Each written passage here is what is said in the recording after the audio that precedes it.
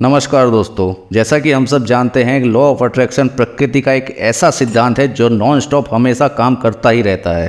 पर क्या ये सिद्धांत अकेला ही काम करता है या फिर इसके पीछे बहुत सारे नियम काम करते हैं? और अगर हाँ, तो वो कौन कौन से नियम हैं?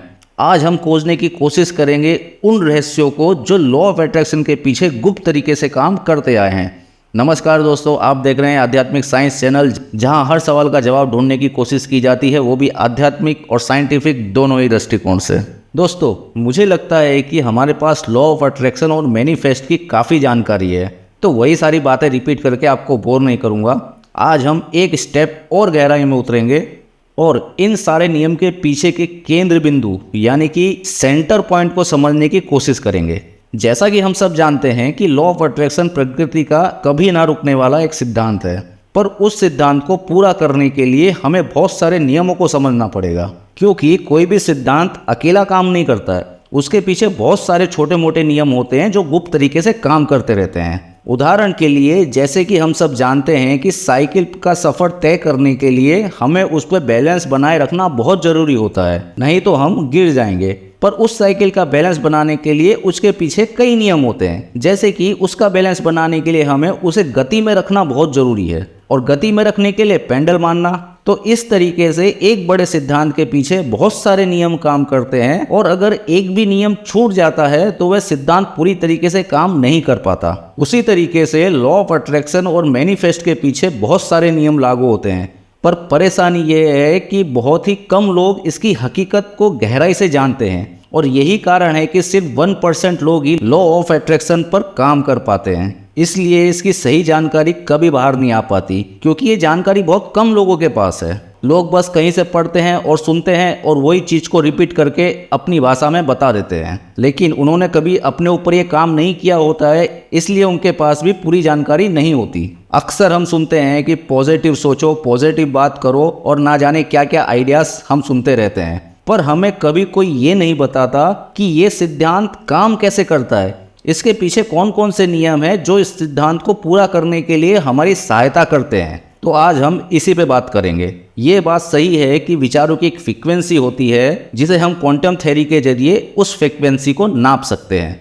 पर हम यहाँ पर एक बात भूल जाते हैं कि विचार ब्रेन में नहीं, माइंड में उत्पन्न होते हैं। हमारा ब्रेन सिर्फ उन विचारों को एक इमेज की तरह दिखाकर प्रोसेस करता है। ब्रेन तब तक कोई विचार उत्पन्न नहीं कर सकता जब तक मन उसे ऑर्डर ना दे। अगर आप चाहें तो इस बात को गूगल पे सर्च मार के देख सकते हैं। तो अगर अब हम इस चीज़ पे विश्वास करते हैं कि जो विचार है वो मन में उत्पन्न होते हैं, तो यहाँ पर हमारे दिमाग में एक सवाल आता है कि हमारे मन में तो रोज़ 60,000 से ज़्यादा विचार उत्पन्न होते हैं, जिनकी फ्रिक्वेंसी लगभग अधिकतर केस में सेम ही होती है। तो हमारा हर विचार पूरा क्यों नहीं हो जाता? क्यों कुछ चुने हुए विचार ही पूरे हो पाते हैं? तो क्या ये कुछ खास विचार मन में अपने आप उत्पन्न होते हैं, या हमारे अंदर कोई ऐसी ऊर्जा है जो इसे पूरा करने पे विवश कर देती है? और अगर हाँ, तो उस ऊर्जा को हम कैसे उत्पन्न कर सकते हैं? दोस्तों, हमारे मन को एक ऐसी आदत पड़ गई है कि वो हमारे विचारों के साथ खेलता रहता है। वह एक विचार के साथ ज़्यादा टाइम तक नहीं रह सकता, इसलिए उसे बदलता रहता है। तो जितनी देर में हमारा मन हमारे विचार बदलता है, इतनी देर में हमारा ब्रेन उस पर प्रोसेसिंग स्टार्ट नहीं कर पाता, और वह सारे विचार लगभग एक ही फ्रीक्वेंसी से चलते रहते हैं। कभी कभार हम कुछ विचारों पे कुछ सेकंड के लिए अटक जाते हैं, जिसके कारण उसकी फ्रीक्वेंसी थोड़ी सी बढ़ जाती है, पर इतने समय में उतनी ऊर्जा जनरेट नहीं हो पाती जितने की हमें ज़रूरत होती है। और ये एक बहुत बड़ा कारण है कि हमारी इच्छाएं पूरी नहीं हो पाती। अब यहाँ पर कुछ भयंकर सवाल आते हैं कि हमारे साथ नेगेटिव चीज़ें जल्दी घटित होती हैं, जिसके बारे में हम सोचना भी नहीं चाहते, वह चीज़ अक्सर जल्दी पूरी हो जाती है। तो इसका जवाब है कि नेगेटिव चीज़ों को पूरा करने के लिए बहुत कम ऊर्जा लगती है, और जितनी विचारों की ऊर्जा कम होती जाएगी, परिस्थिति उतनी ही खराब होती जाएगी।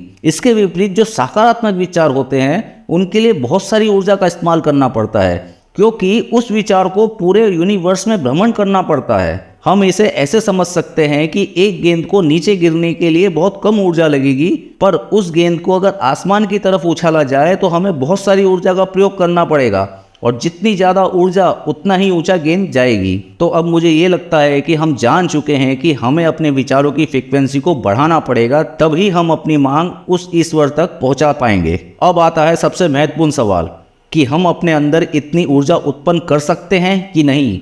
और अगर हाँ तो उसके लिए हमें किस विधि का प्रयोग करना पड़ेगा ताकि हम अपनी सारी मांगी हुई इच्छाएं पूरी कर सकें। तो फ्रेंड्स, हमारे शरीर के अंदर इस प्रकृति ने हमें एक ऐसा चमत्कारी हिस्सा दिया है कि वह जितनी चाहे उतनी ऊर्जा उत्पन्न कर सकता है, और वो है हमारा हार्ट, हमारा दिल, हमारा हृदय। हमारा दिल हर समय बहुत ऊंचे स्तर की ऊर्जा जनरेट करता रहता है। हम उससे जितनी चाहे उतनी ऊर्जा उत्पन्न करवा सकते हैं, पर समस्या यह है कि हमारा दिल हमारी बात कैसे सुनेगा।